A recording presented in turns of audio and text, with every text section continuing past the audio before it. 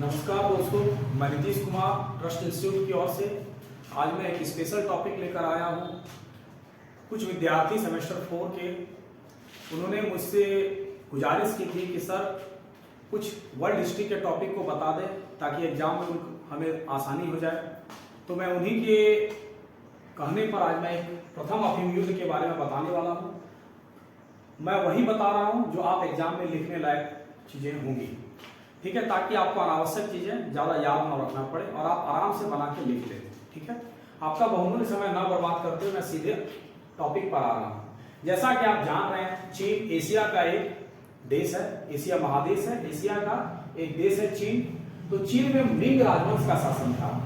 कब से कब तक? 1368 से 1644 ईस्वी तक। ठीक है, इस राजवंश को मंचू राजवंश ने हटाया। मंचू राजवंश ने हटाया 1644 ईस्वी से 1912 ईस्वी तक यह राजवंश शासन किया।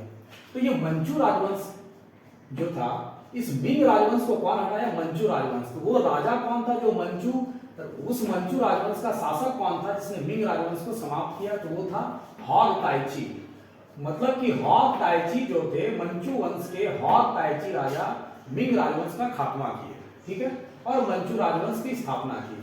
ये मंचू जाति कहां निवास करते थे? मंचूरिया में, चीन के मंचूरिया में। ठीक है, और इस मंचू राजवंश का प्रथम प्रतापी शासक था कॉग हसी। कॉग हसी, ठीक है, और ये कॉग हसी भारत में औरंगजेब के समकालीन है, रूस के पीटर महान के समकालीन है और फ्रांस के लुई 14वां के समकालीन है। ये तीनों राजा हो गए, ये भारत के राजा बादशाह हो गए, ये पीटर महान रूस के राजा और ये फ्रांस के राजा। ठीक है, इसके समकालीन थे कौन? कॉग हसी। ठीक है, आगे कहानी कहां से बनना शुरू होता है ये यहां से पता चलेगा। ये मैं थोड़ा बैकग्राउंड आपको बताया। एक्चुअल में चीन में व्यापार करने के लिए कई यूरोपीय कंपनियां आई। उनमें से सबसे पहले थी पुर्तगाली कंपनी। जैसे मैंने टॉपिक में लिख दिया है यूरोपीय व्यापारिक कंपनी। तो चीन में व्यापार करने के लिए सबसे पहले कौन आए? पुर्तगाली आए। ठीक है, पुर्तगाली आए, उनके बाद ही अन्य यूरोपियन कंपनी आए, जैसे डेनिश आए, अंग्रेज आए, फ्रांसीसी आए, सभी आए चीन में व्यापार करने के लिए। तो एक्चुअल में ये यूरोपियन कंपनी जो लोग थे, इनमें श्रेष्ठता का भाव पहले से ही भरा था और ये चीनी लोगों से नफरत करते थे। किनसे? चीनी लोग से नफरत करते थे। इस कारण मिंग शासक जो था, मिंग वंश के लोग जो शासक थे, चीन में प्रवेश पर इन्होंने इन पर निषेध लगा दिया। किन पर? उन व्यापारिक कंपनियों पर। ठीक है, ज्यादातर पुर्तगाली पर। ठीक है, क्योंकि पहले वही आए थे। तो मिंग शासक जो थे, चीन में प्रवेश पर निषेध लगा दिया। किन पर? यूरोपीय कंपनियों पर। ठीक है, उसके बाद जब निषेध लगा दिया और उनको कहा गया कि आपको जो भी व्यापार करना है, चीन के बाहर एक कैंटन है, जगह का नाम है, आप वहीं पर व्यापार कीजिए, वहीं वो लोग रहने लगे कैंटन में। ठीक है, लेकिन आगे क्या हुआ कि 1557 ईस्वी में मकाओ में ये यूरोपीय कंपनी अपनी बस्तियां बसाई। मकाओ में 1557 में मकाओ में अपनी बस्तियां बसाई। तो 1685 में मंचू सम्राट कॉग हसी, कौन? कॉग हसी। 1685 में मंचू सम्राट कॉग हसी द्वारा यूरोपियन व्यापारियों को चीनी बंदरगाह में व्यापार करने की अनुमति दी गई। ठीक है, ये आप आइए, पहले क्या था? चीन में कैंटन में ही व्यापार करते थे। तो जब कॉग हसी राजा बने, कॉग हसी 1685 में मंचू सम्राट जब कॉग हसी चीन जब राजा बने, तो यूरोपियन व्यापारियों को चीनी बंदरगाह से व्यापार करने की अनुमति दी गई। ठीक है, आइए आप लोग व्यापार कीजिए। लेकिन प्रॉब्लम क्या क्रिएट हुआ यहाँ पर कि ये व्यापारी चीन के आंतरिक मामलों में अब दखल देने लगे। बस यहीं से झगड़ा होना शुरू हो गया। ये व्यापारी क्या किए? चीन के आंतरिक मामलों में दखल देना शुरू किए। इस कारण मंचू राजा चियन लुंग, क्या नाम था? चियन लुंग। नाम थोड़ा अटपटा टाइप से लगता है, लेकिन याद रखना पड़ेगा क्योंकि एग्जाम में तो लिखना है। चियन लुंग, क्या नाम था इनका? चियन लुंग। मंचू राजा चियन लुंग इन व्यापारियों के व्यापार को कैंटन तक ही सीमित कर दिया। बोला इससे ज्यादा आपको अनुमति नहीं दिया जाएगा, आप कैंटन में ही रहिए और वहीं से व्यापार कीजिए, जो करना है कैंटन तक, उससे अंदर नहीं जाना है। ठीक है, कैंटन तक ही सीमित कर दिया। और मात्र व्यापारिक मौसम में, और यह भी कहा कि मात्र आप व्यापारिक मौसम में ही कैंटन में रहकर व्यापार कर सकते हैं, बाद बाकी समय आपको जाना पड़ेगा कहां पर? मकाऊ में। इसलिए मैंने यहां लिखा है कि मात्र व्यापारिक मौसम में ही कैंटन में रह सकते हैं, बाकी समय उनको कहां जाना पड़ता था? मकाऊ में। ये बड़ा प्रॉब्लम होता था यूरोपियन कंपनियों को कि व्यापारिक समय में उनको कैंटन में रहना होता था और अपने परिवार को कैंटन में, मकाओ में छोड़कर आना होता था। और जब व्यापारिक सीजन खत्म होता तो फिर उनको मकाओ जाना पड़ता था और मकाओ में वे बस्ती 1557 में ही बसा चुके थे। तो आगे क्या हुआ? आगे आगे चीन के जो सम्राट थे, मंचू सम्राट, उन्होंने 1702 में एक सम्राट का व्यापारिक व्यवस्था लाया। ये क्या था, एक अधिकारी को नियुक्त कर दिया था कि जो भी व्यापार हो बाहरी कंपनी करेगा वो इन्हीं के माध्यम से होगा। सम्राट के व्यापारिक व्यवस्था, इसमें क्या था कि चीनी व्यापारी डायरेक्ट चीन में जो व्यापार होगा वो डायरेक्ट कोई यूरोपियन कंपनी नहीं कर सकते हैं। ठीक है, डायरेक्ट कोई यूरोपियन कंपनी चीन में व्यापार नहीं कर सकते हैं। क्यों नहीं? अब आपको क्या करना है, जैसे कि आप कोई यूरोपियन कंपनी कोई वस्तुएं लेकर बेचने आई, ठीक है, या यहां से कुछ खरीदने चाहिए, तो ऐसा व्यवस्था में क्या करना है आपको कि सबसे पहले यूरोपियन कंपनी यहां के जो व्यापारी जिस पदाधिकारी को नियुक्त किया गया है, सबसे पहले उनको माल बेचना होगा। ठीक है, उनको माल बेचना होगा और जो वो पदाधिकारी वो चीन के अंदर माल बेचेंगे। ठीक है, डायरेक्ट कोई यूरोपियन कंपनी चीन के अंदर माल बेच नहीं सकता है, या चीन के अंदर से कोई सामान खरीदना हो तो डायरेक्ट वो चीन के अंदर से सामान खरीद नहीं कर सकते। चीन के लोगों से, चीन के अंदर के बाजार से सामान ये खरीदेंगे सम्राट के व्यापारी व्यवस्था, जो राजा जिनको नियुक्त किया है पदाधिकारी को, और इनके बाद ही इन्हीं से यूरोपियन कंपनी सामान खरीदेंगे। तो ये एक तरह से मीडिएटर की भूमिका निभाने लगे। ठीक है, राजा ने जिनको नियुक्त किया था ये मीडिएटर की भूमिका निभाने लगे, तो वो पर्याप्त लाभ व्यापारी कंपनी नहीं कमा पाती थी, इसमें ये अच्छी खासे मार्जिन रख लेते थे। तो इनसे भी व्यापारी कंपनी को प्रॉब्लम होता था। क्या प्रॉब्लम होता था कि भाई व्यापार करने आए हम और हमको इनके माध्यम से व्यापार करना होता है, ये अधिक से अधिक प्रॉफिट रख लेते हैं और हम ज्यादा प्रॉफिट कमा नहीं पाते। उसके बाद 1702 में इस व्यवस्था को हटा दिया गया और 1752 में कोहाग माध्यम से व्यापार की व्यवस्था लाया। इसमें क्या था, 13 व्यापारियों की एक समिति बनाई गई। कितने? 13 व्यापारियों की एक समिति बनाई गई। बस वही सिस्टम था जैसे यहां था वैसे यहां भी है। ये 13 व्यापारी क्या है, सारा माल पहले ये खरीदेंगे और फिर ये यूरोपियन कंपनी को देंगे। कोई यूरोपियन कंपनी माल बेचने आएंगे तो उनसे ये कम दाम में खरीदेंगे और चीन के बाजार में ज्यादा दाम में बेचेंगे। मतलब यहां भी ये मीडिएटर की भूमिका निभाएंगे और अधिक से अधिक प्रॉफिट ये रख लेंगे। इनसे भी प्रॉब्लम होने लगा। अब अंग्रेज क्या होता था, अंग्रेज व्यापारी क्या करते थे, आयात क्या करते थे चीन से क्या क्या खरीदते थे, तो चाय, रेशम, चीनी मिट्टी के बर्तन। तो चूंकि चीन के, हम पहले लिखते हैं कि चीन बदले में कुछ विशेष चीज नहीं खरीदता था। चीन के जो लोग थे वो इन यूरोपियन कंपनी से कोई विशेष चीज नहीं खरीदता था। जब आप कुछ खरीदिएगा नहीं तो बदले में क्या होगा, आपको सोना चांदी में सिक्के में पैसे अदा करने होंगे। सोने चांदी के सिक्के यूरोपियन कंपनी को देने पड़ते थे इन चीजों को खरीदकर, चाय, रेशम, चीनी मिट्टी को ये वर्ल्ड मार्केट में बेचते थे और प्रॉफिट कमाते थे। और बदले में क्या होता था, सोने और चांदी के सिक्के ये चीन में लाकर देते थे। इससे चीन देखा जाए तो क्या था, चीन को फायदा होता था। इस व्यापार में क्या हुआ, चीन को फायदा होता था क्योंकि कुछ विशेष चीजें चीन तो खरीदती नहीं थी। इस कारण इस व्यापार में चीन के लिए फायदेमंद था, यह व्यापार जो है चीन के लिए फायदेमंद था।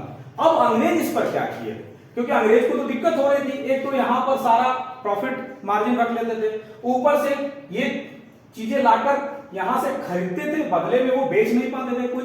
तो इसीलिए उन्होंने एक नीति, अंग्रेज क्या नीति अपनाई, तो इस घाटे को संतुलित करने के लिए उन्होंने क्या किया, भारत में अफीम की खेती करवाने लगे। भारत में क्या करने लगे, अफीम की खेती करवाने लगे।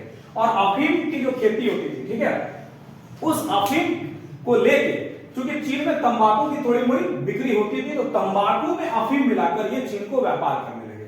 तो ऐसे में क्या हुआ, चीन के लोग अफीम मिला हुआ तंबाकू यूज करने लगा। अफीम एक मादक पदार्थ है, नशीला पदार्थ है। तो ठीक है, तंबाकू में क्या हुआ, तंबाकू में अफीम मिलाकर वो बेचने लगे, जिससे क्या हुआ, कोई भी मादक पदार्थ का जब वहां किसी देश की जनता सेवन करने लगेगी तो क्या होगा, उनका स्वास्थ्य खराब होगा, उनका नैतिक पतन होगा वहां की जनता का। और चीन को पहले व्यापार में फायदा होता था, अब यहां पर क्या हुआ, उनका मांग बढ़ने लगा तंबाकू का, तो इनको अब क्या हुआ, सोने चांदी के सिक्के अब बदले में क्या हुआ, घटने लगा, चीन कम आने लगा सोना चांदी का सिक्का। तो इससे क्या हुआ, चीन को भी आर्थिक हानि हुई। इस कारण ये सब देखते हुए चीन का जो मंचू सम्राट था, चीन का मंचू सम्राट अफीम व्यापार पर प्रतिबंध लगा दिया। कब, 1838 में। तो यहां तक आपको कहानी क्लियर है। जैसा कि मैंने आपको पहले भी बता चुका था कि 1838 में मंचू सम्राट ने क्या किया कि अफीम के व्यापार पर चीन में रोक लगा दिया। तो अब आता है कि आप प्रथम अफीम युद्ध का कारण, बस वही बैकग्राउंड पर अब हमको पॉइंट वाइज करना है। ठीक है, क्या है? तो अंग्रेज की साम्राज्यवादी नीति, पहला पॉइंट, अंग्रेज हर जगह अपने साम्राज्य का विस्तार करना चाहते थे। जैसा कि भारत में भी आए थे तो व्यापार करने, लेकिन जमीन पर अधिकार कर लिया। वही स्थिति चीन में कर रहे थे कि वो धीरे धीरे चीन को अपनी पकड़ में लाना चाहते थे। तो उनके मंशा क्या थे? चीन पर अधिकार करने की। तो अंग्रेज की साम्राज्यवादी नीति पहला पॉइंट हो गया। दूसरा, अंग्रेजों को अति विदेशियों को हे दृष्टि से देखना। यहां पर चीन वाले लोग भी यूरोपियन को हे दृष्टि से देखते थे और यूरोपियन भी चीनी लोगों को, यहां तक कि एशियन लोगों को वो हे दृष्टि से देखते थे। जैसा कि भारत में भी कहा जाता था, क्या भारत को काला नेटिव करके पुकारा जाता था। तो यहां भी तो ये जो भावना थी वो क्या होगा? युद्ध का कारण, ईर्ष्या का कारण, द्वेष का कारण बनता था। तीसरा पॉइंट होगा मात्र कैंटन से व्यापार करने की अनुमति। मैंने पहले ही कह चुका था कि मंचू राजवंश जो थे वो कैंटन तक ही सीमित कर दिए थे कि आपको कैंटन तक ही व्यापार करना, आंतरिक चीन के आंतरिक जगह में आपको व्यापार करने का नहीं दिया गया था। क्यों? क्योंकि ये उनके आंतरिक मामलों में दखल देने लगते थे, इसलिए उनको कैंटन तक ही सीमित कर दिया गया था। उसके बाद अगला पॉइंट क्या है? 1702 के सम्राट का व्यापारी व्यवस्था। मैंने पहले ही बता चुका कि 1702 में क्या किया था कि मंचू सम्राट एक शासक को नियुक्त, एक पदाधिकारी को नियुक्त कर दिए थे और सारा व्यापार का काम उन्हीं के थ्रू से होता था। डायरेक्ट कोई चीन में व्यापार नहीं कर सकता। जिनको भी व्यापार करना है इनके पास आइए, अपना माल बेचिए, ये चीन में जाके बेचेंगे।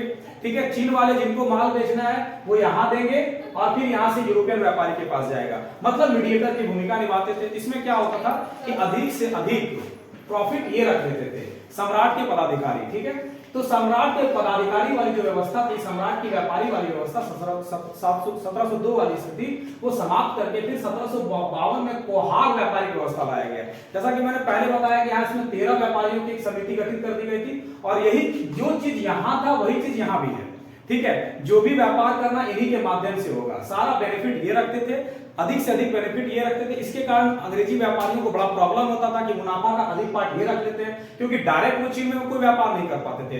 उनको जो माल बेचना होता था या खरीदना होता था इन्हीं के थ्रू से सब होता था। ठीक है, तो इसके कारण अधिक से अधिक प्रॉफिट ये रख लेते थे। आगे अगला पॉइंट, मंचू राजा अंग्रेज से मिलना नहीं चाहते थे। मंचू राजा जो होते थे अंग्रेज से नहीं मिलना चाहते थे। उनका स्पष्ट कहना था कि जो भी व्यापारिक मामला है, हमने कोहाग व्यापारिक व्यवस्था ला दिया था, आप वहां पर मिलिए, हम क्या मिलेंगे। तो जल्दी मिलना नहीं चाहते थे। इसके कारण भी इन लोगों के स्वाभिमान को ठेस पहुंचता था। आगे कोतो प्रथा। कोतो प्रथा क्या होता था? राजा को सम्मान देने की प्रथा होती थी जो 3 बार घुटना टेक कर 9 बार आपको माथा झुकाना पड़ेगा मंचू सम्राट के पास। ठीक है, तो ये कोतो प्रथा जो था, मैंने सम्राट हो जाए चाहे उनके बड़े पदाधिकारी हो जाए उनके पास, तो 3 बार घुटने टेक कर 9 बार सर पर जमीन, ये किसी को भी बहुत ज्यादा अटपटा लगता था ये व्यवस्था। तो इनके प्रति भी यूरोपियन लोगों को, अंग्रेजी कंपनी को दिक्कत होती थी। तो उसके बाद मैंने बता दूंगा कि 1838 में अफीम के व्यापार पर मंचू सम्राट ने क्या किया था? बैन लगा दिया था। यही सब कारणों के कारण जब बर्दाश्त से बाहर हो गया तो क्या हुआ? अंग्रेज व्यापारी युद्ध पर उतारू हो गए, अंग्रेज लोग, और 1839 से 1842 तक युद्ध चला चीन और अंग्रेजों के बीच, जिसको प्रथम अफीम युद्ध के नाम से जाना जाता है। यह युद्ध का परिणाम क्या हुआ? युद्ध का परिणाम मंचू राजा के खिलाफ गया और अंग्रेजों के पक्ष में गया। अब इसका मतलब अंग्रेज इस युद्ध में विजयी हुए। जब कोई विजयी होगा तो प्रॉफिट भी लेगा, संधि भी उन्हीं के अनुकूल होगी, उन्हीं के पक्ष में होगी। तो संधि, ये जो युद्ध बंद हुआ, किस संधि के तहत बंद हुआ? नानकिन की संधि के तहत। नानकिन की संधि कब हुई? 29 अगस्त 1842 को। 29 अगस्त 1842 को। इसमें क्या हुआ? 5 चीनी बंदरगाह में बसने और व्यापार करने की अनुमति अंग्रेजों को मिल गई। 5 चीनी बंदरगाह, पहले कैंटन तक ही सीमित था, अब उनका 5 जगह और मिल गया। तो उनके लिए बेनिफिट हुआ। हांगकांग द्वीप अंग्रेजों को मिला, हांगकांग द्वीप अंग्रेज को मिल गया।